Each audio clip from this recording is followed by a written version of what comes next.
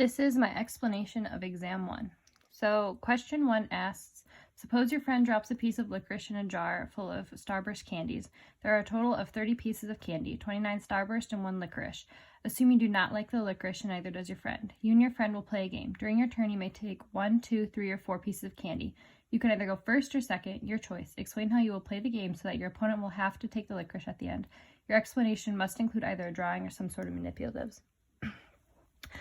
So for my drawing, I did columns of candies, and then the last one is the licorice. So for the first column, I had 5 candies, then 6, 6, 6, 6, and then the licorice. So I said I would go first, and on my first turn, I would choose 5 candies. And then for every turn after that, depending on how many candies my opponent chooses, I would pick candies equal to 6. So for example, if I choose 5, my opponent chooses 2, then I would choose 4. And I would continue on like that. So they choose 3, I choose 3, they choose 4, I choose 2, they choose 1, I choose 5, and then they're stuck with the licorice. So that would be for question 1A. And then for 1B, it's the same thing, but instead now you want the licorice. So for that, I would let my opponent go first, and so depending on how many candies they choose, so let's say they choose 2, I choose 4, and I would continue playing this. So they choose 3, I choose 3, they choose 1, I choose 5, they choose 5, I choose 1, and then it doesn't matter how much they choose in their last turn, because the most they can choose is 5, so then I would automatically get the licorice. So even if they choose 1, I would choose 4 and then the licorice as my 5th candy. And then for the second question asks, explain the difference between a place value and additive system. Explain why each of the following are either place value or additive systems, and it gives a list. So I said the difference between a place value and an additive system is in an additive system, the symbols are simply added together to get the full sum of the number being presented. And with a place value numeration system, it's important where each of the numbers are placed because a number's value is determined by its position or place value. So an example of a place value system is the Hindu Arabic system. And we use zeros as our placeholder, and so that shows how 1, 10, and 100 all have different values, even though they only have a single 1 symbol in each. So they all have different values because the 10 or the 0 is added in the 10, and then 2 zeros are added in the 100 to show the place value, and giving them each a different value. So we're a base 10 system, so the first is 10 to the 0, and then 10 to the first, and then 10 to the second. Babylonians are similar in that they are also a place value system, but they use base 60 instead of base 10. So they at first did not have a placeholder, but later developed one. So they originally were not a place value system, but they use spaces to show the place value. So they're base 60, so it'd be 60 to the second, 60 to the first, 60 to the 0th power, and they just have different symbols, which I'll get into later on. And then the Mayans had a place value system as well, and they were base 20 instead of base 60 or base 10, and so this is the symbol for the Mayan placeholder, or equivalent to our 0, and it's read starting from top to bottom. So instead of being read from left to right, like our base 10 system and then the Babylonians, it's read from top to bottom.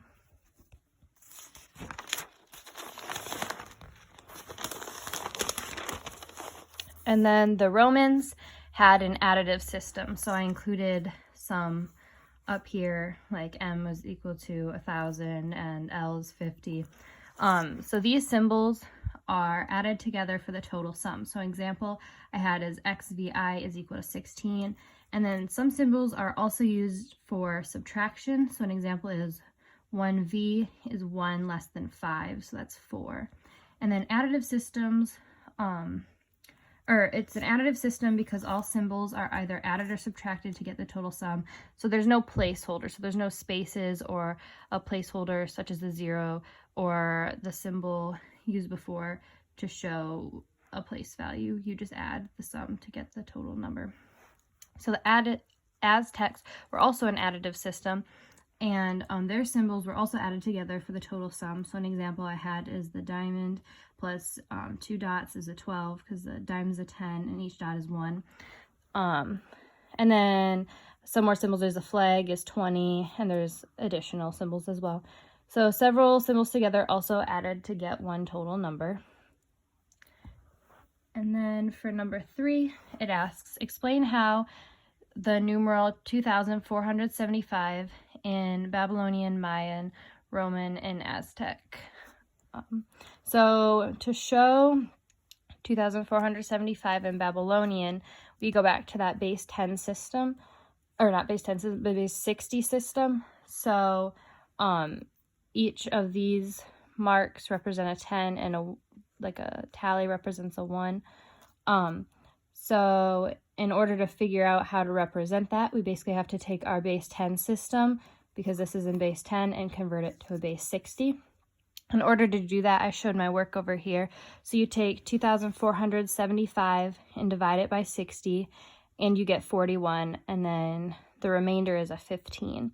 So that would be in the 60 to the first and 60 to the 0. So you'd put 41 here and 15 here. And the reason why we know this, that it's not 60 to the second or anything like that, is because 60 to the second is 3,600, which is more than 2,475.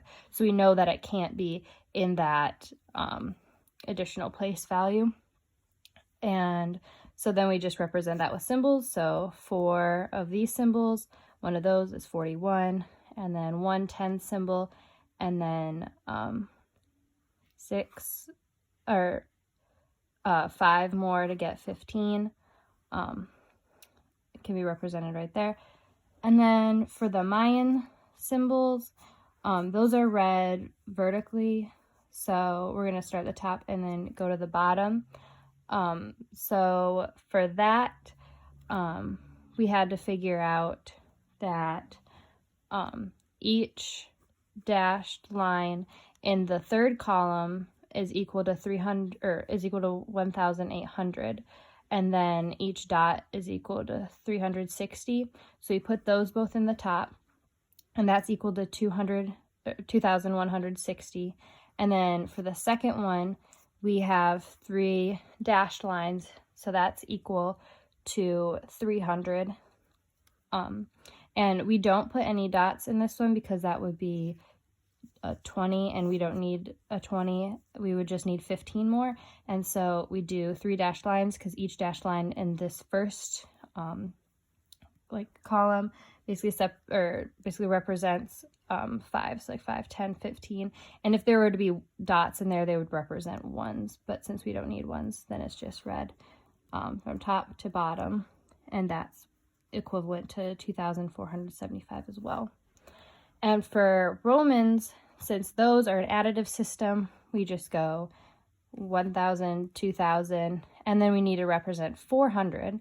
So we take 100 minus 500, and that's why the C comes before the D. And then we do an L for 50, 10 10s, so that's 70, and then 75. And then Aztec is similar to that of the Romans because they are also additive. So we do 400, so we do that 6 times, and there's not a symbol higher than 400 that's not 8,000. So 8,000 is the next highest as compared to 400. So that's why 400 is the largest symbol we can go without exceeding the 2,475. And then we do 3 20s, a 10, and a 5 to add that all up to get 2,475. And then for number 4, the question is multiply 27 times 54 using the ancient Egyptian form of doubling. So for this one, we write it out just like that. 27 times 54 And underneath the 27, we start with 1, and then we double it 2, double it 4, double it 8, double it 16. We can't double any more than 16 because it would exceed 27, so we have to leave it at that. And then below 54, we write 54 again, and then that kind of matches up with the 1, and then we double that, 108, double that, 216, double 432, and double 864. We don't double any more than that because that lines up with the 16, and so we don't want to go double that because it would line up with a 32.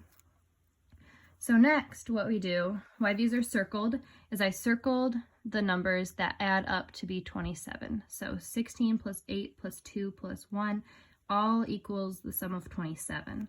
So I circle those and I draw an arrow to the numbers corresponding, and then you take these numbers, so 54, 108, 432, and 864, and you add those up and you get 1,458. And you could double check that on your calculator. It's the answer to 27 times 54. As for number 5, it says, suppose you have 4 loaves of bread that you want to divide equally among 7 people, and you want to use the Egyptian form of dividing to do so. Show and explain 2 ways in how you would do this. Your explanation should include a drawing, a sum of unit fractions, and the appropriate Egyptian hieroglyphs for both ways. So for my first way, I separated into 4 loaves, and I divided each loaf into 7 because it needs to be divided into 7 people, and they would each get 1 slice of each loaf. So that's a 7th plus a 7th plus a 7th plus a 7th, and so 4 sevenths is what each person receives. And to represent that in hieroglyphs, the symbol on top of tallies is a fraction, a unit fraction. So this is basically essentially 1 whole on top of 7 pieces. So 1/7 is what is represented in each of these. And for way 2, that is also solved with unit fractions. So instead of dividing each into 7, I first divided each into 2. So to get, essentially there was 8 pieces, but we only needed, or 8 halves, but we only needed 7 halves. So I labeled those 1 through 7. And then so this last half, I then divided into 7 again. So that gives us, each person would receive 1 half, and then 1 slice of this, which is 1/14. And we know this is 1/14 because 1 half is divided into 1/7. So if you do 1 half divided by 1/7, it gives you 1/14. And that's how I got this. And then to represent it in hieroglyphs, it's this symbol, which is the symbol for a half, and then a space, so that's essentially adding, and then the symbol for unit fraction again, with this symbol being a 10 and each tally being a 1. So 1/14. And that's all.